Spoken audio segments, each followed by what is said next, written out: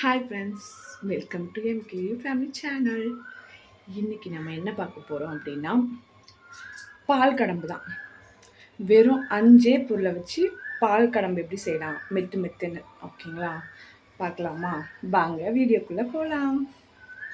யாரெல்லாம் இது செஞ்சுருக்கீங்கன்னு கண்டிப்பாக எனக்கு தெரியல, பட் இந்த மாதிரி ட்ரை பண்ணுங்கள், சூப்பராக இருக்கும். குழந்தைங்க விரும்பி சாப்பிடுவாங்க. எங்கள் வீட்டில் வச்சுனா ஒரு நாள்லேயே காலி ஆகிடும். ஃபஸ்ட்டு அதுக்கு ஒரு பால் பாக்கெட்டு, அகர் அகர் வந்து 10 கிராம் போதும். ஒரு பால் பாக்கெட் அப்படின்னா அகர் அகர் வந்து 10 கிராம் போதும்.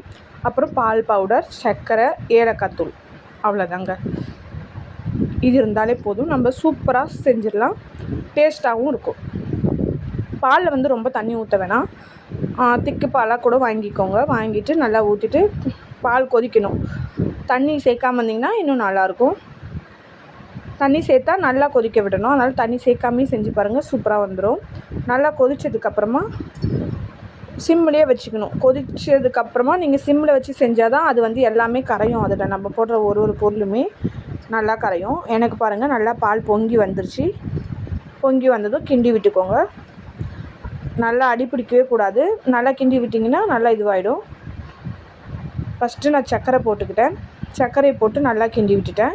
கிண்டி விட்டே இருந்திங்கன்னா அது கொஞ்சம் நல்லாயிருக்கும், அடி பிடிக்காமையும் இருக்கும். நல்லா கிண்டி விட்டுக்கோங்க. பொங்கவும் பொங்காது. சிம்மிலே வச்சு நல்லா கிண்டிக்கோங்க. ஒரு பொருளாக வந்து நம்ம ஆட் பண்ணிக்கலாம். ஃபஸ்ட்டு சர்க்கரை ஆட் பண்ணிக்கிட்டோம். அடுத்ததாக வந்து பால் பவுடர் வந்து நீங்கள் கடையில் கிடைக்கனா கூட வாங்கிக்கலாம். வாங்கிட்டு அதையுமே ஆட் பண்ணிக்கலாம். அதையும் ஆட் பண்ணிட்டு நல்லா கிண்டி விடணும். அப்படி இல்லைன்னா கட்டி கட்டியாக இதுவாகிடும். நல்லா கிண்டி விட்டுட்டே இருக்கணும். இந்த இதில் பொறுத்த வரைக்கும் விட்டுட்டிங்கன்னா கொஞ்சம் அடி பிடிக்க ஆரம்பிச்சிடும். கிண்டிகிட்டே இருந்துட்டு அதுக்கப்புறம் அகர் அகர், இது வந்து கடற்பாசி சொல்லுவாங்க. ஒரு 10 கிராம் போட்டால் கூட போதும். ஒரு பாக்கெட் போடுறதா இருந்தால், 2 பாக்கெட் போடுறதா இருந்தால் 20 கிராம் போட்டுக்கோங்க. கடையில் கிடைக்கும், சூப்பர் மார்க்கெட்லேயும் கிடைக்கும், மளிகை கடையிலையும் கிடைக்கும். அகர் அகர் கேட்கலாம், இல்லை கடற்பாசின்னு கேட்கலாம். இது போட்டு இதையும் நல்லா கிண்டி விடணும். இது அவ்வளோ சீக்கிரம் கரையாது. நம்ம எவ்வளோக்கு எவ்வளோ சிம்மில் வச்சு கிண்டிக்கிட்டே இருக்கோமோ அப்போ தான் கரையும். நீங்கள் ஃபாஸ்ட்டாக வச்சிட்டிங்கன்னா அது கரையவே கரையாது. சிம்மிலே வச்சு நல்லா கிண்டி விட்டுட்டே இருக்கலாம். நல்லா கரைஞ்சி வரணும். அது கரைய கொஞ்சம் டைம் எடுக்கும். நம்ம அது வரைக்கும் பொறுமையாக கிண்டணும். நான் ரொம்ப நேரமாக கிண்டினேன், அதுக்கப்புறம் தான் கரைஞ்சிது. கொஞ்சம் அப்போவும் சின்னதாக இருக்குது பாருங்கள். நல்லா கிண்டி விடணும்.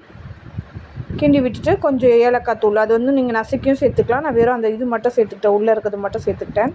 வாசனைக்கு நல்லாயிருக்கும்.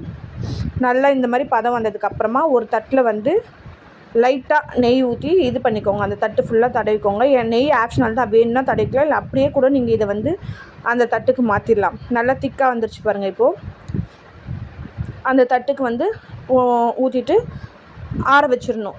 வெளியவே ஒரு 1 hour 2 hours ஆற வச்சுட்டு, வேணும்னா நீங்கள் ஃப்ரிட்ஜில் வச்சு கூட யூஸ் பண்ணிக்கலாம். அதுக்கப்புறமா ஆறுனதுக்கப்புறம் தான் ஃப்ரிட்ஜில் வைக்கணும், அப்படியே எடுத்து வைக்கக்கூடாது.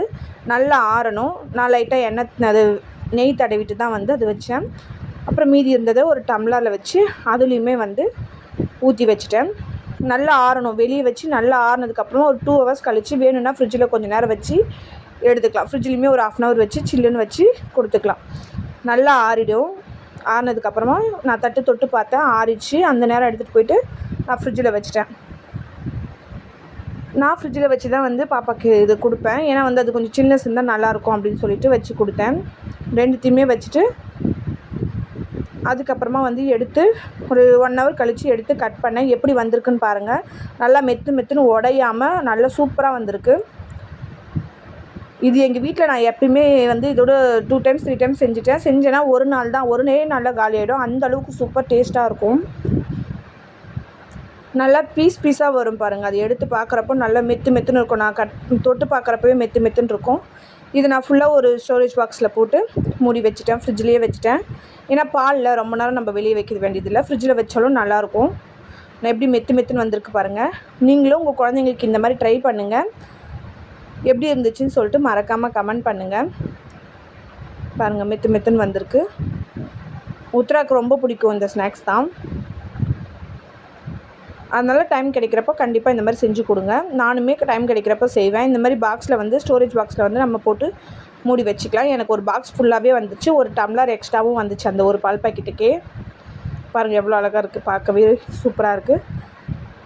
சேனலை மறக்காமல் சப்ஸ்கிரைப் பண்ணிக்கோங்க. பிடிச்சிருந்தா கமெண்ட் பண்ணுங்கள், ஒரு லைக் பண்ணுங்கள். தேங்க்யூ, பாய்.